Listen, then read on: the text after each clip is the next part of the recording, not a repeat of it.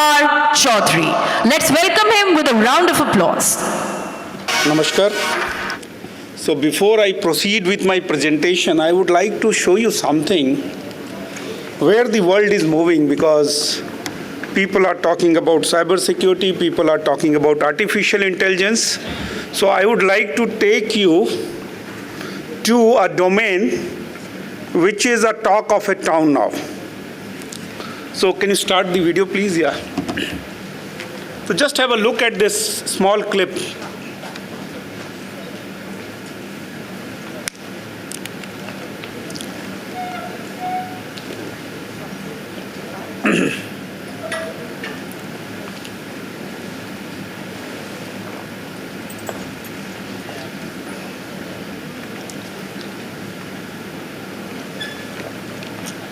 I have logged in into the ChatGPT account.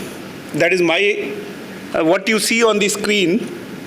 This is my account. I have logged in as a user, and just see what I'm doing.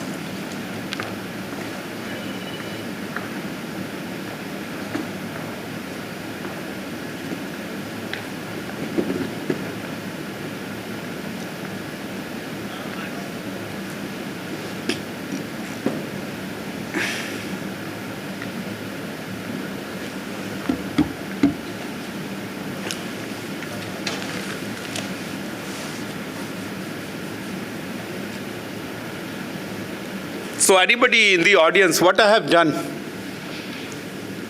what I made ChatGPT do.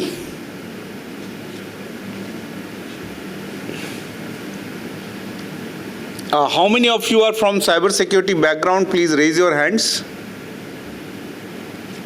Okay. Okay, somebody in the audience. So what I have made ChatGPT to perform or do is, I have asked ChatGPT to write some malicious codes, and then I also made ChatGPT to write a code for a ransomware attack. Okay, and can you see it? I could get it done very easily. Okay, and I could also bypass all the ethical framework which this intelligent chatbot has, and I did not need any skill set for that. I simply logged into my account, and I simply used some keywords and tricked ChatGPT to give me the codes, those malicious codes, and it has given me. Okay. Now with these codes, you can now launch ransomware attack, or you can even deface a website. Okay, so now what I want to show, this is not ethically correct, but then I wanted to show you that the technology barrier has come down now. You don't need to be an AI expert. You don't need to be a programmer. Okay, if you know how to use a tool, you will be able to get all those codes which can do nefarious things for you. Okay, so that's what exactly I wanted to show you through this ChatGPT video clip. Now presentation, please. So that's why you find, many cyber criminals in the society. I'll show you some figures also. These people are not much educated, but then how much crime has happened and how crime has happened. So before I proceed, have a look at it. See, this is India's digital DNA. We have more than 1.12 billion cell phone users, then 850 million smartphone users, 888 million internet users, 462 million social media users, and around 139 crores billion Aadhaar card holders. Then we have our, what we call it, Jan Dhan scheme, your JAM Trinity, your Aadhaar number, your mobile number, and your account number are linked. And all the government benefits are being given to you, linking these three technological stacks. Okay. So definitely it has increased the footprint. It has also increased the cyberspace in scale as well as in volume. Okay. So now you see that earlier what used to happen, 2 decades back, there used to be a cyber attack, there used to be cyber incident, but majority of the cyber attacks were simple in nature, some virus, simple DDoS, phishing, advanced persistent threat, and main aim was to make some money. But what is happening now means then for the last 20 years you would have seen there was a disruptive attack. The insurgent, terrorist, people who wanted to promote their ideologies, they found it a good platform. Then social media came, and then your all financial sector, your bank and everything were networked. So now, instead of targeting an individual, why not to target a banking network? Why not to target a financial network? And that's why we call it a disruptive attack. They were, in the last 2 decades, what we have seen, that they are targeting networks, not individuals. Okay?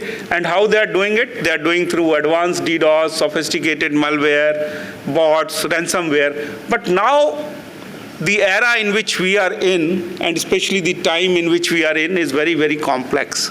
Because artificial intelligence has come in a big way.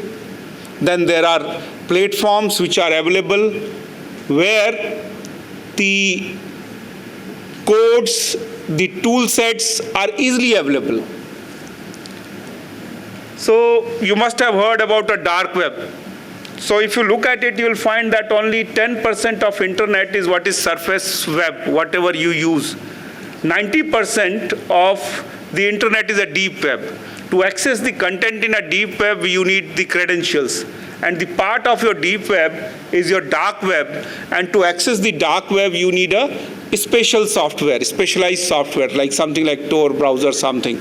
And this dark web came into existence because some people felt that they need more privacy and they also need anonymity while working on internet. And that's how this concept of a dark web came into existence. So earlier when it was proposed, way back, in 1995, first project started. So they wanted to, use it for the journalists who are working in some, hostile country, especially for the diplomats or the people who are working in those countries where there's too much of censorship. But then slowly, the criminals found it as a safe haven, this platform, because it provides you complete anonymity and then it also provides you complete privacy. It encrypts your entire data. Now, the cost of crime on a dark web. So you want to hack somebody's website, you don't need to be a perfect programmer or a engineer. You just pay $150 and you will get a code and a toolkit and then the 5 steps how to do it. And those 5 steps, if you perform, you will be able to hack the website. Okay? You want some stolen credit card number, you have to just pay $9. Okay? Then you want to launch a ransomware attack, something like which happened in one of the biggest hospitals of India last year, if you would have seen the news and all. You just need to pay them $490 and they will give you the $490 and they will give you the steps and the toolkit. Okay. So you don't need to be a technology expert. Now, if you look at the cyber crime which is happening in the India, I'm just taken the last year figures. Number of complaints reported 11.28 lakhs. Amount which was involved in that financial fraud was 7,488 crores. Then, out of this 7,488 crores, only 1,200 crore rupees could be recovered, and that is out of 4.7 lakh complaints. And in this process, 3.2 lakh SIM card was blocked, and around 49,000 IMEI's numbers were blocked. So you can see that this is the real landscape. Okay. Now, if you look at the cyber fraud complaints and amount which were reported in this fraud, you'll find that Uttar Pradesh topping with 1,97,547 complaints, and the amount which was involved was 721 crore rupees, followed by Maharashtra, then Gujarat, then Rajasthan. Okay, and then you can see that Uttar Pradesh had more, crime cases, but if you look at the the amount, you will find that Maharashtra is topping in that, the money which was involved in that fraud. Okay. Now, you see that even Goa, there were 1,788 reported cases, and then there was a loss of 23 crores rupees. Okay. So these are the major cyber crime centers or emerging hubs, which you can see on the screen. Okay. So now the concern is like cities like, big cities also becoming a hub for the cyber crime. Okay. So that is a major concern, because earlier it was happening in type B or type C cities. And if you look at the typical type of crimes which are happening in this state, you will find that these states have a typical pattern of crime. Okay. For example, in Delhi, you will find loan app harassment, gift fraud, matrimonial fraud. Then in Jharkhand, you will find more OTP scams, KYC fraud, electricity bill fraud, and those KBC scam. Okay. So main reason, like these criminals, they can easily obtain the KYC verification. People can easily get the SIM cards without a robust KYC verification. Then low skill requirement. You don't. I have already told you that you know how to. Now so much of platform is available. Okay. You just need to know to go on those platforms, and then you have to just download the code, pay the money, and then you have to simply know how to perform these 5 steps. Okay. Now, recruitment and training, there are syndicates which operates in these cities. They usually target the unemployed youth, and they get them into this kind of crime. Ability of a fake resources. India is a one country where, we need to have a stringent regulation even for the SIM card allocation, because majority of the crimes are conducted or majority of these crimes are carried out using the SIM card. Now, accessible VPNs are very, these are easily accessible, and with this, they maintain their anonymity. Now, if you look at the industry, you will find that every industry wants to be a smart industry. So the leaders, the executive heads, they want to sit in the boardroom or in their chambers, maybe sitting in the capital city, but they want to see everything what is happening on the floor. And that plant may be, miles away, or maybe 1,000 kilometers away, or 500 kilometers away from their corporate office or the headquarters. So what they want to see,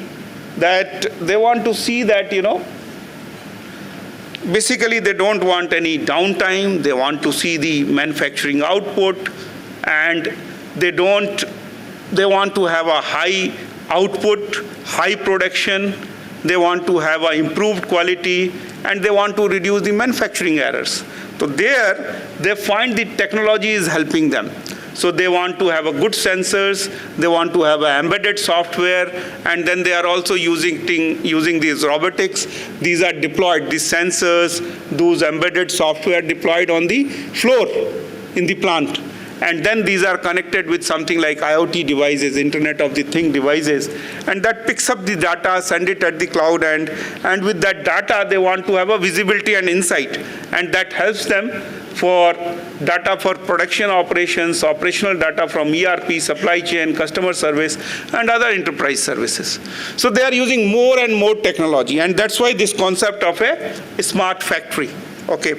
Now, so you see that to connect the sensor, get the data, put it on cloud, get the analytics, this Internet of the Thing devices has played a very important role. And then by 2025, it is going to be 75.44 billion devices in the environment.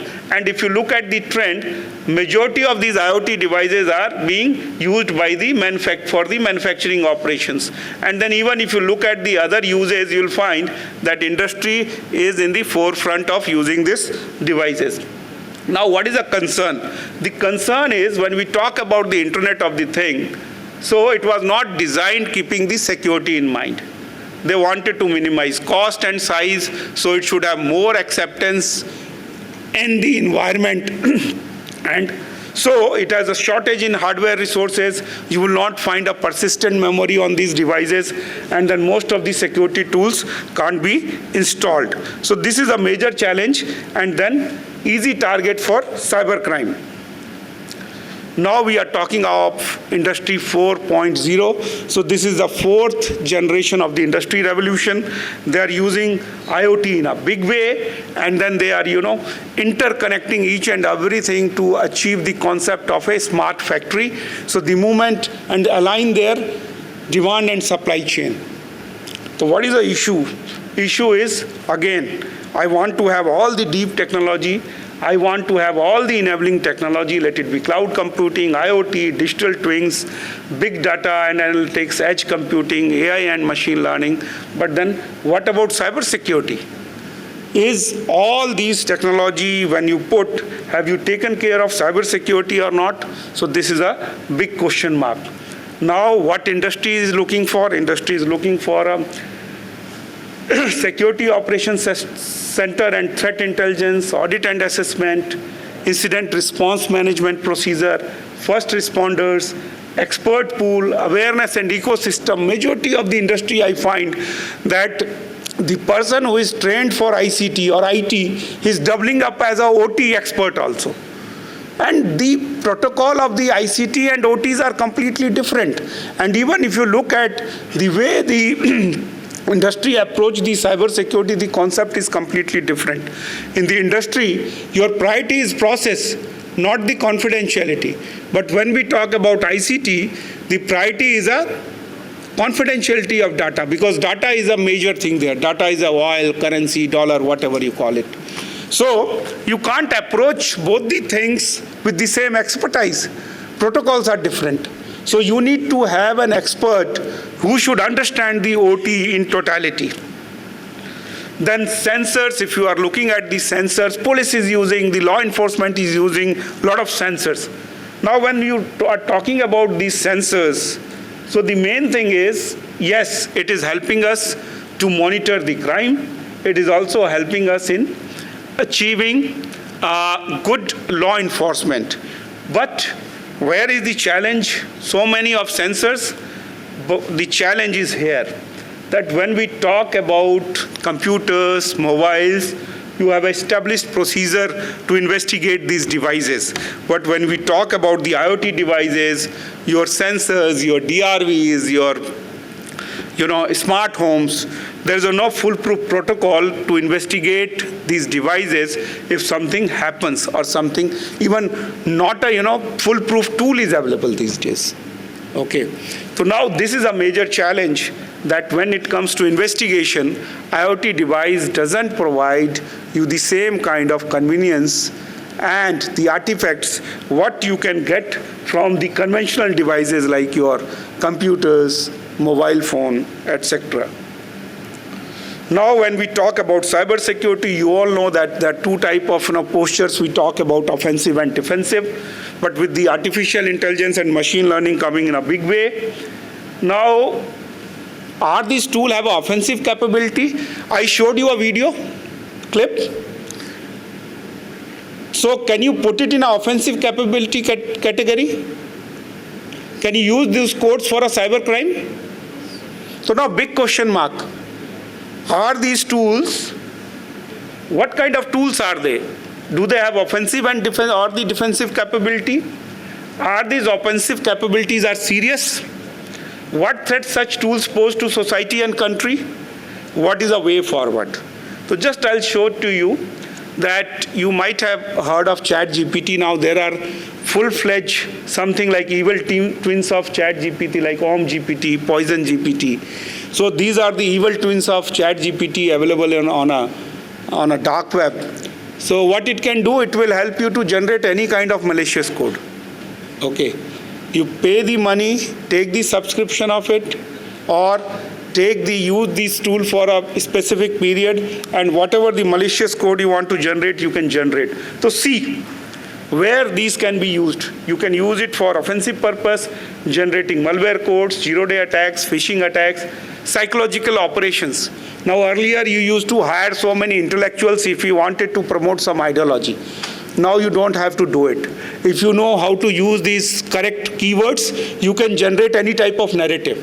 And you can influence the people. You can influence the targeted population. You only need to know how to use it. Then cybercrime as a service, deepfake. Deepfake is a big challenge. Okay, so now anyone can manipulate the videos, audios. A lot of crime is happening. They are using cloned voice. They are using cloned videos. And deepfake has become a big headache. And then your misinformation, disinformation, fake news, phishing emails.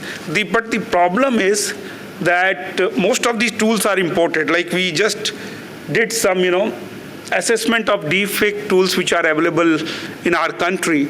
And then we had some doctored videos with us.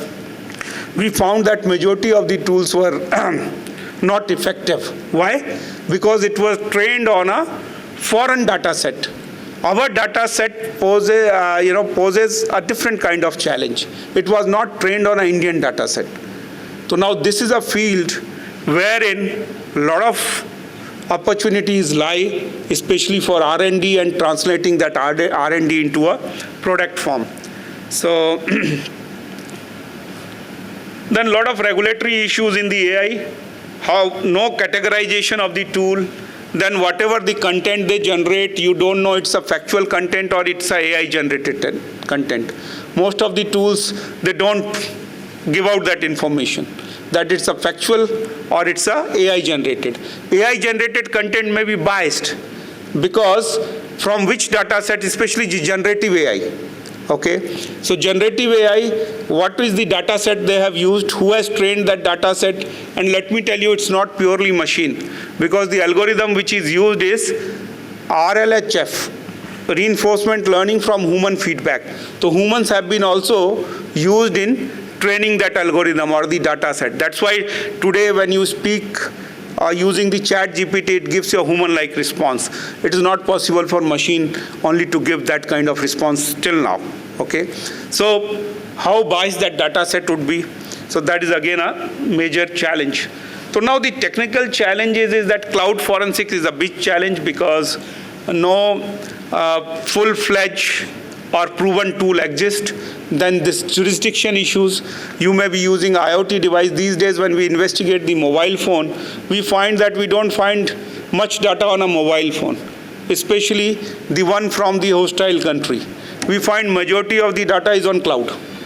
Okay, so if you don't have access to the cloud, you will not be able to do any investigation on the mobile phone. So these days, if you have access to your mobile phone, it is not good enough. You also need to have access to your cloud, because most of the data goes on a backend on a cloud. So this is a one area, lot of innovation R&D is required.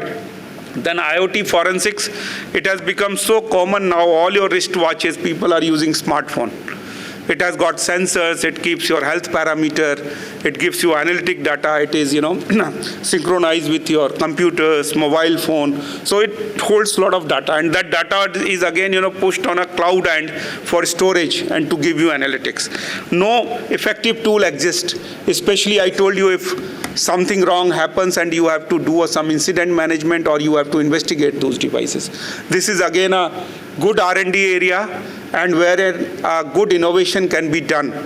Okay. Then your vehicle forensics, these days vehicles are no ordinary vehicle. Okay. It has a very smart information system. It is like your smartphone. You can speak, it has all your call logs, everything. It has navigation data, it has GPS or other, GNSS data. It gives you a route.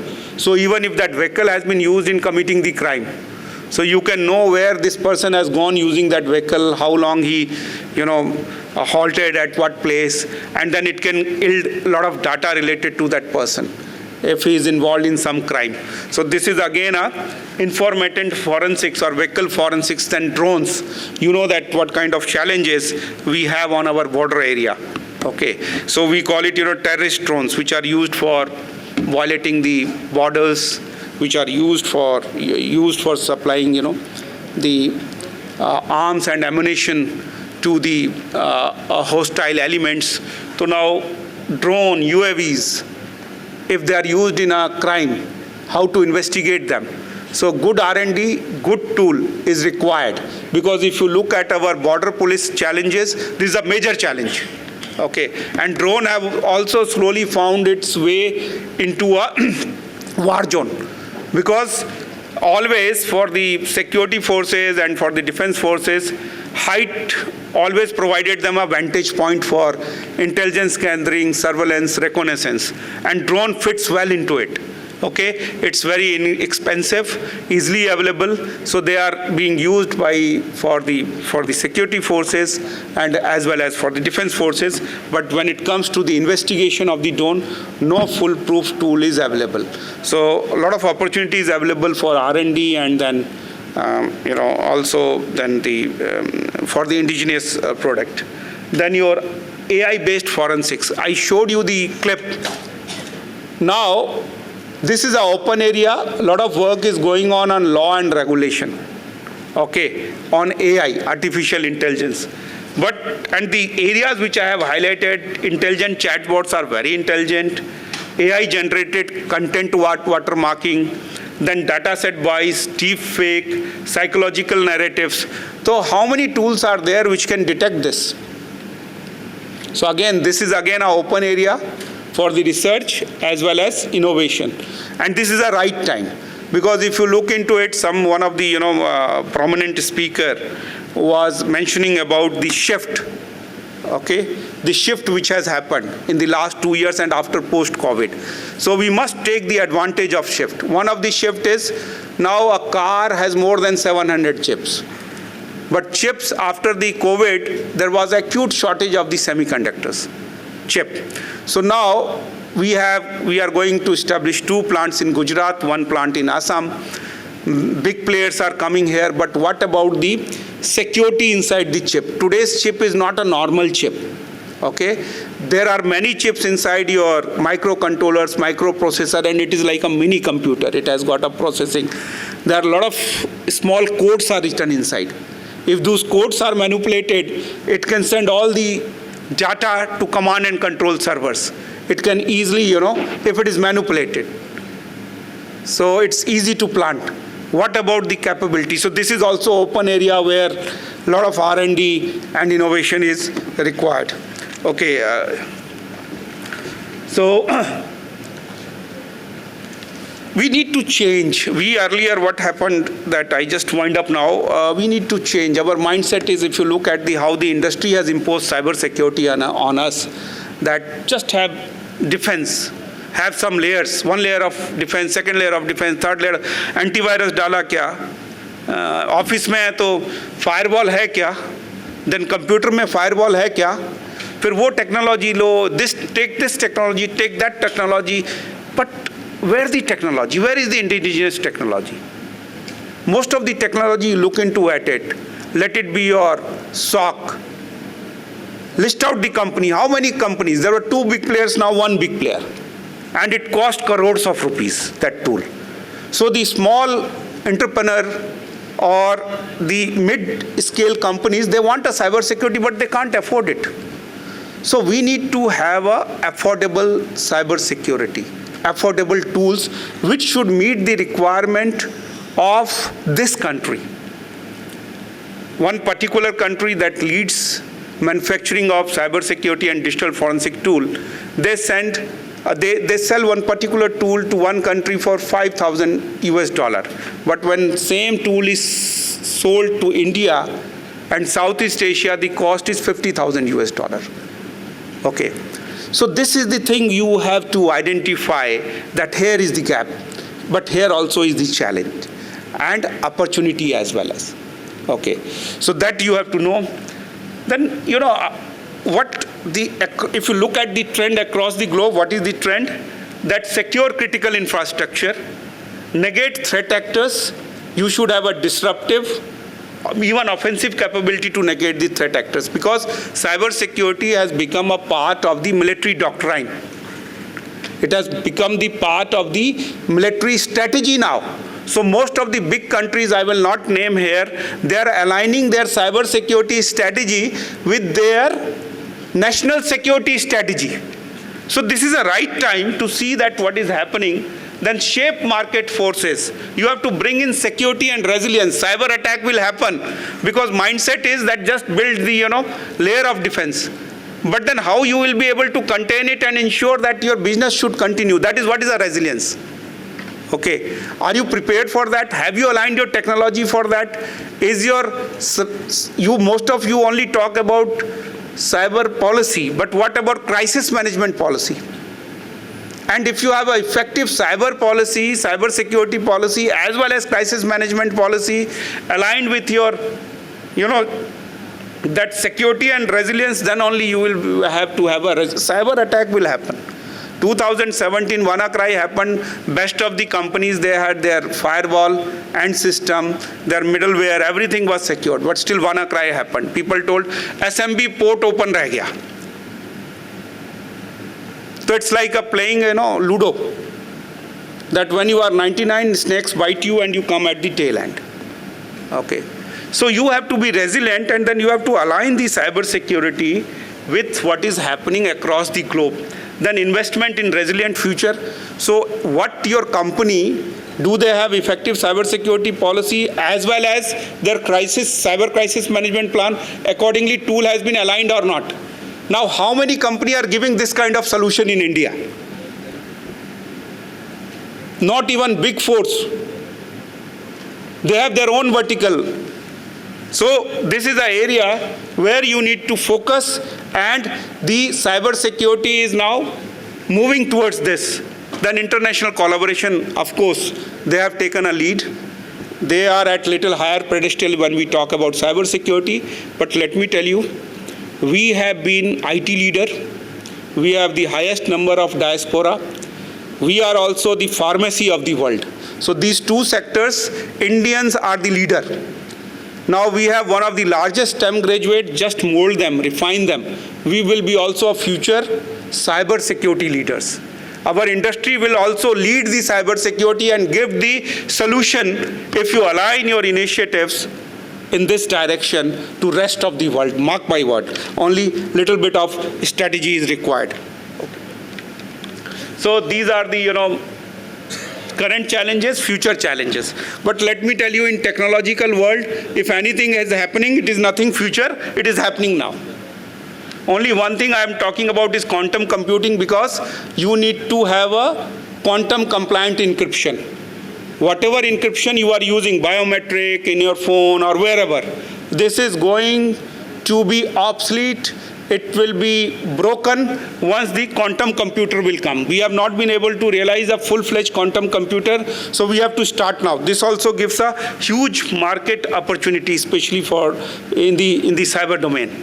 Okay, so quantum compliant computing, quantum compliant encryption. So a lot of things need to be done in this domain.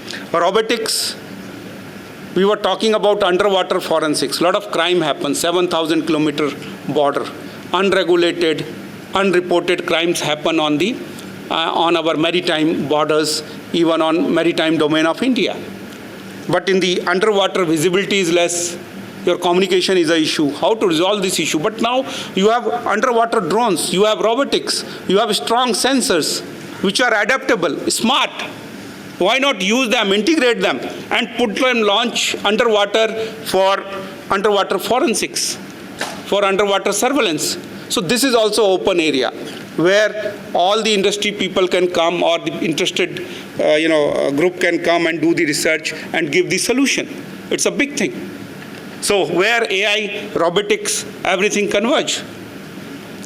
Sorry, these are the way forward. I have taken little much time, but I'll be available for interaction. So if you want to interact more on a cyber security and towards the direction how India could be a future leader, I'll be happy to discuss and take inputs from you. Okay, as a professor, it would be honor to take the input from the industry and even from the students. Okay, so these are some of my thoughts on way forward. You can see them. Thank you. Thank you. Well, thank you so much, Dr. Choudhary. Ladies and gentlemen, just to let you know, Dr. Choudhary is a very, very respected faculty across the entire cybercrime and cyber laws and, of course, cyber resilience. Ladies and gentlemen, as Dr. Choudhary said, he would be available in the networking lounge. But Dr. Choudhary, may I invite you back on the stage just for 1 minute? I would like to invite the chairman of Global Tech Summit, Mr. Milind Danvekar, to present a very special memento to Dr. Naveen Kumar Choudhary for his very comprehensive presentation and his time on the podium with us. Let's have a round of applause and let's have the memento. Ladies and gentlemen, coming right after this, I would like to invite, talking to us about fortifying digital frontiers, would be Mr. Sumit Chauhan from 63 Moons. So as he takes his place up here in the podium, ladies and gentlemen, this is our final session, and then we break for lunch. We reconvene here after 1 hour and we start with our next sessions.